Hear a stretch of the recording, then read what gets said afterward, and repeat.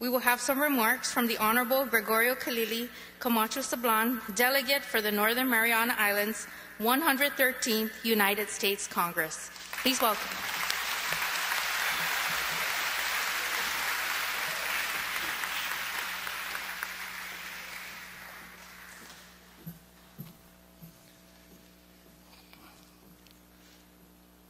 I'd like to begin this morning with asking you to please join me for a moment of silence and prayer for all our men and women in uniform, for our veterans, for our military families, for their patriotism and service to our country, and also keep in your prayers our 17 soldiers and their families of the 294th Infantry Regiment and F Company, 29th Brigade Support Battalion, who are now being mobilized for deployment in the next few weeks.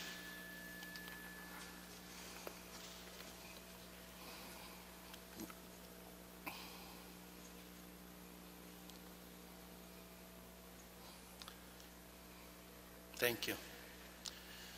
Government officials, both our Commonwealth government and our federal government, members of the Diplomatic Corps, special guests, family, dolphins,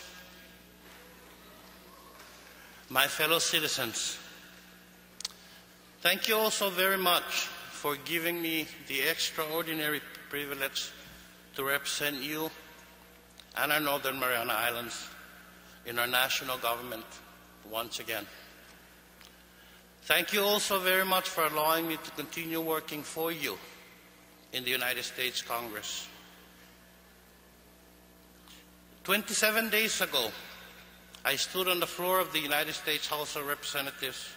I raised my right hand along with 440 other Americans. We recited the same oath of office I have just repeated here. Words that begin, I do solemnly swear to uphold the Constitution of the United States, to bear allegiance to that Constitution, to faithfully discharge the duties of office. And with God's help, I have every intention to honor that oath. Significantly, those of us who take that oath do not swear to get whatever we can for our constituents.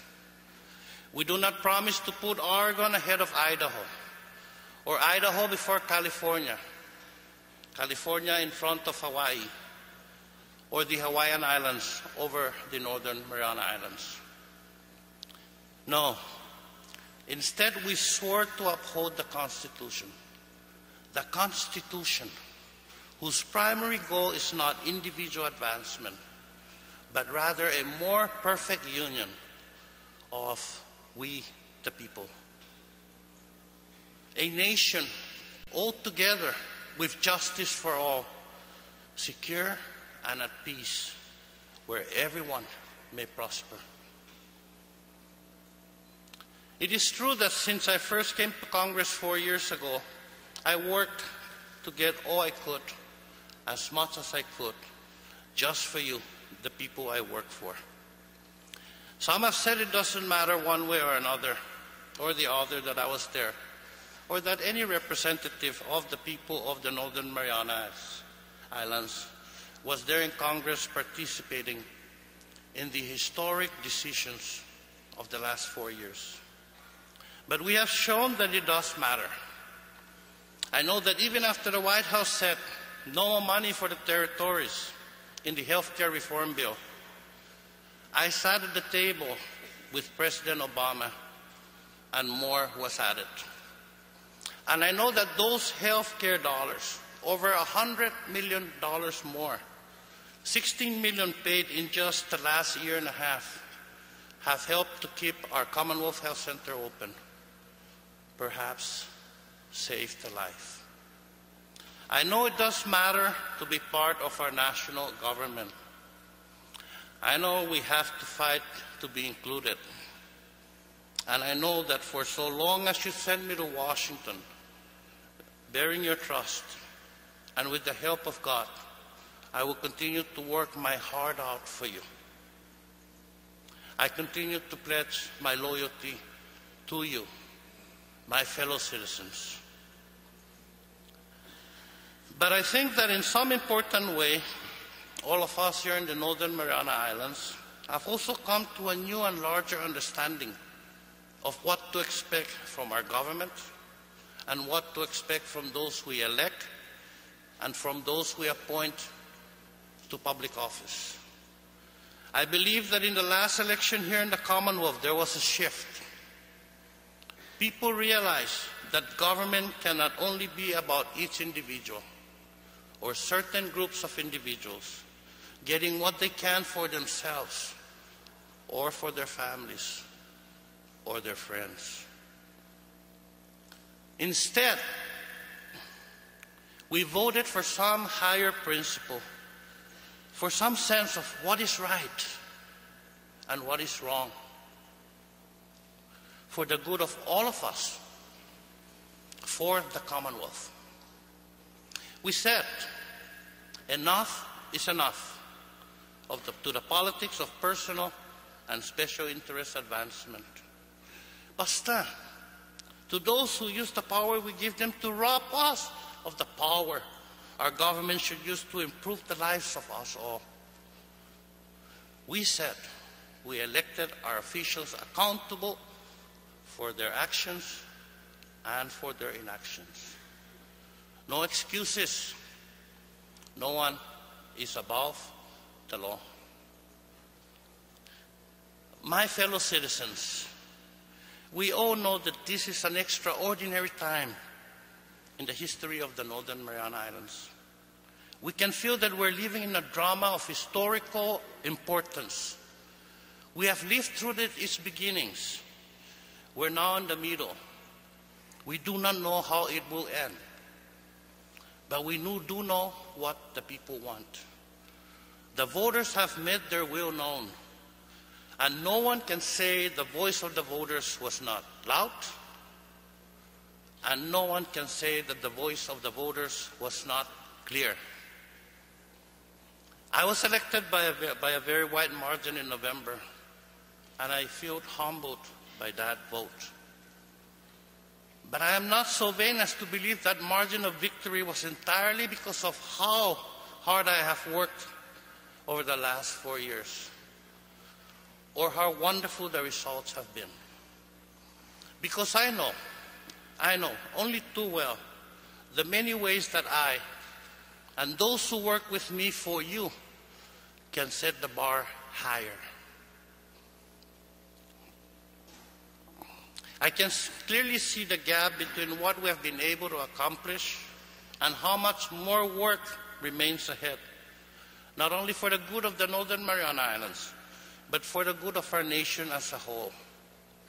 Yet the voters of the Northern Mariana Islands gave me and all of us, those of us elected, in what you might call a wave election, a wave that swept away many and lifted others into place. You gave us the gift of your confidence. You gave us your trust. And with that gift, we are empowered. Empowered not only to work hard, but empowered also to make the hard decisions, whether in Washington or right here at home. There are many stories, in the history of our nation of elected officials who bucked the will of the electorate, who made decisions they knew would be unpopular because they knew these were the right decisions. Right here at home, I think of former Congresswoman Tina Sablan, who, as a legislator, refused to compromise her principles when pressured to do so for political expediency. Tina had the courage to do what was right, even when it was not popular. She lost re-election, but she never feared to fight for her beliefs.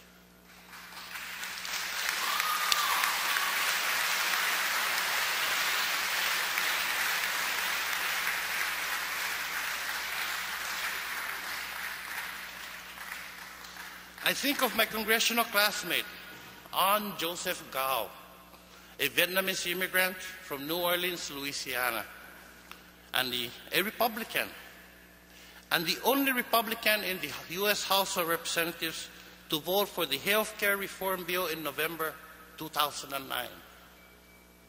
He stood up in the face of all other Republicans to do what he thought was right.